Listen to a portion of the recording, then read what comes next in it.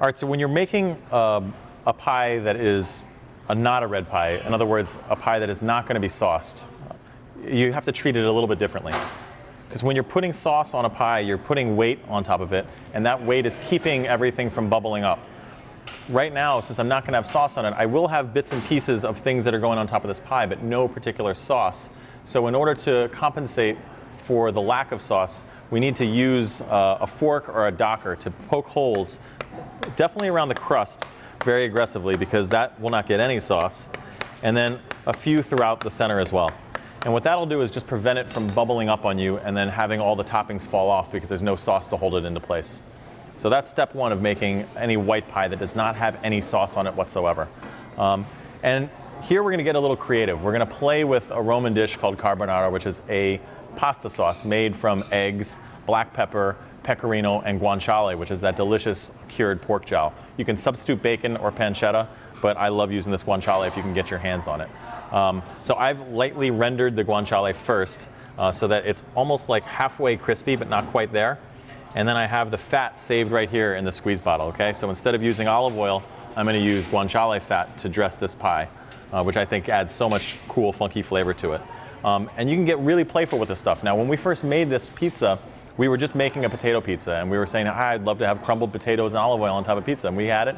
It was delicious, but not as delicious as we thought it could be. So we kept playing around and said, how do we make these potatoes more delicious? So we started adding things like pepper, pecorino cheese, and then we added guanciale, and then we said, wouldn't it be cool if we threw egg on top of this? And all of a sudden, we had all the makings for carbonara. And it happened by accident. So I would encourage you at home to go through that same process. Talk about ingredients that you guys like to cook with at home and say, would that taste good on a pizza? There's pretty much no savory ingredient that I've encountered that doesn't work well on a pizza, and we've played with all different kinds of things.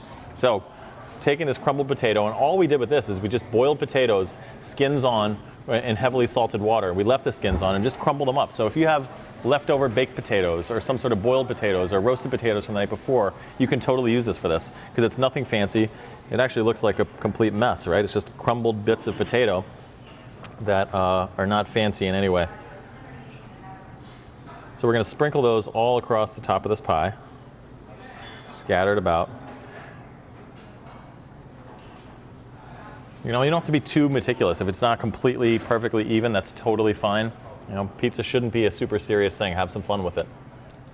And then we're going to take a big chunk of this guanciale and scatter these bits around. And I love this stuff. It has a super, like I said, funky, robust flavor. It's more interesting than using just straight up pancetta or bacon. But pancetta or bacon will work just fine. I mean, who doesn't like bacon on pretty much anything? But if you can find this guanciale, it's a very special ingredient. It's something that is very close to any Roman's heart.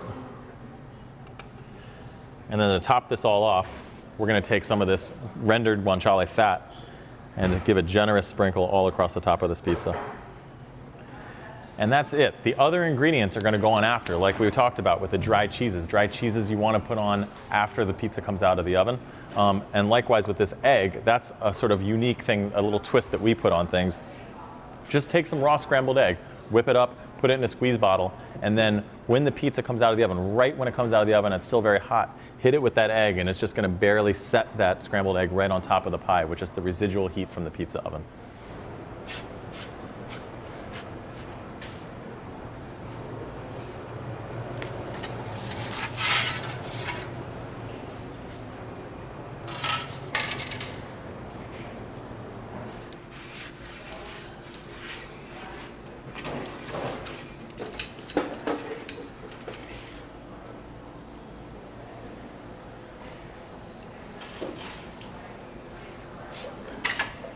So right when it's out of the oven, you want to hit it with this egg.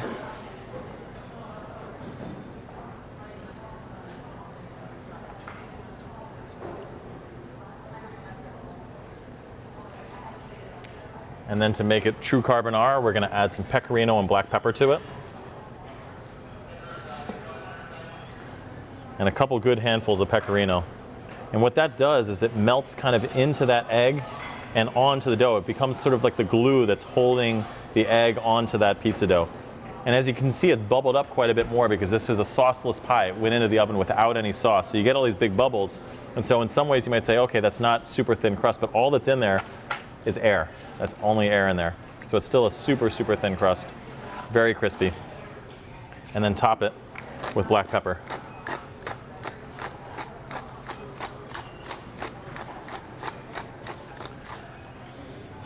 And then this is like a breakfast pizza. It's like your bacon and egg pizza, Roman style.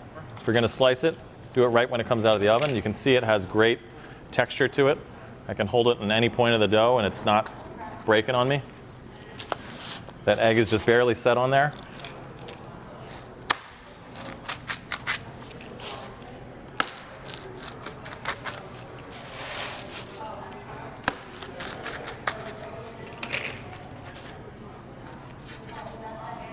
Let's slide that right onto our plate. Carbonara pizza. So this is like a bacon, egg, and cheese pizza, Roman style, so it could totally be served for breakfast, although I eat it all times a day. And if you're afraid of runny eggs, and maybe this pizza is not for you because it definitely has that runny egg quality to it, but do keep in mind that when this pizza comes out of the oven, it's about 600 degrees, so you are setting those eggs quite a bit and cooking them essentially when they hit that pie. And then topping it with that pecorino that helps make this beautiful creamy sauce right on top.